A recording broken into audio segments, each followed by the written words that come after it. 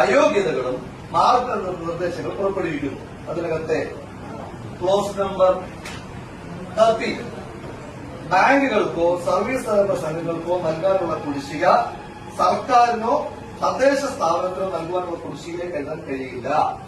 ബാങ്കുകൾ KFC, KSFE മുതലായവയ്ക്ക് കൊടുക്കാനുള്ള കുടിശ്ശിക റവന്യൂ റിക്കവറി വഴിയാണ് നടത്തുന്നതെങ്കിൽ കൂടിയും അത് കുടിശ്ശികയായി പരിഗണിക്കേണ്ടതില്ല.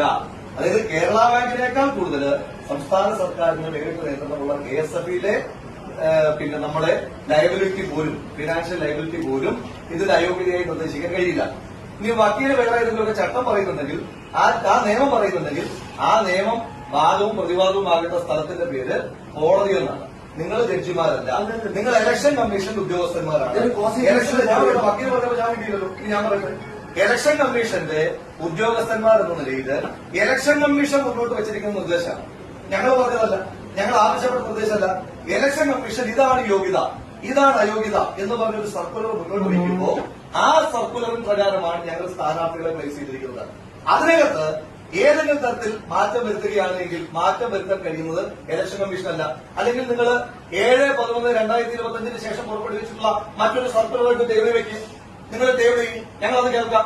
നിങ്ങൾ ഇലക്ഷൻ കമ്മീഷൻ ഉദ്യോഗസ്ഥർ നിലയിൽ നിങ്ങൾ 7/11/2025 നിങ്ങൾ പുറത്തിറക്കിയ സർക്കുലർ അത് സ്റ്റാൻഡ് ബൈ ആയി നിലനിൽക്കെ മറ്റൊരു സർക്കുലറും വന്നിട്ടില്ല എന്നിരിക്കെ മറ്റെന്തെങ്കിലും ചാർജ് ചെയ്തെങ്കിൽ അതിനകത്ത് യാതൊരു തരത്തിലും തീർപ്പിക്കാൻ ഇലക്ഷൻ കമ്മീഷൻ നിയോഗിച്ചിരിക്കുന്ന സ്ക്രൂട്ടിനിക്ക് ഉത്തരവാദിത്തപ്പെട്ട ഭരണാധികാരികൾ നിലയിൽ നിങ്ങൾക്ക് അവകാശമില്ല.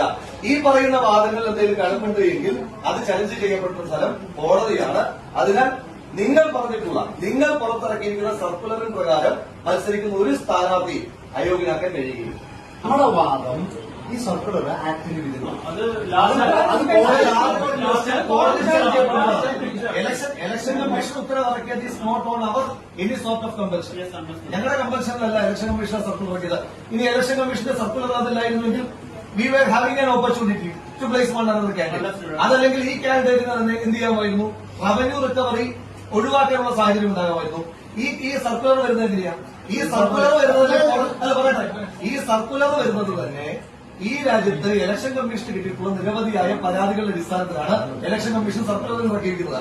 ഒരു തെരഞ്ഞെടുപ്പിൽ മത്സരിക്കുമ്പോൾ ആ സമയത്ത് തെരഞ്ഞെടുപ്പിൽ മത്സരിക്കുന്നതിന് തൊട്ടു മുമ്പ് ഫൈൻ അല്ലാതെയുള്ള മറ്റു ബാധ്യതകൾ ഒരാൾക്ക് വെക്കുക എന്ന് പറയുന്നത് പഴയ കാലഘട്ടത്തിലെ തെരഞ്ഞെടുപ്പിൽ മത്സരിക്കുന്നതിന് പണം മാനദണ്ഡമായിരിക്കണം, സമ്പത്ത് മാനദണ്ഡമായിരിക്കണം എന്ന് പറയുന്ന ആ ക്ലർജി ക്ലാസിന്റെ മാനദണ്ഡമാണ് എന്ന് മനസ്സിലാക്കിയിട്ടാണ് എന്ത് ചെയ്തിരിക്കുന്നത്? നമ്മൾ ഇലക്ഷൻ കമ്മീഷൻ സർക്കുലറിൽ മാറ്റം വരുത്തി.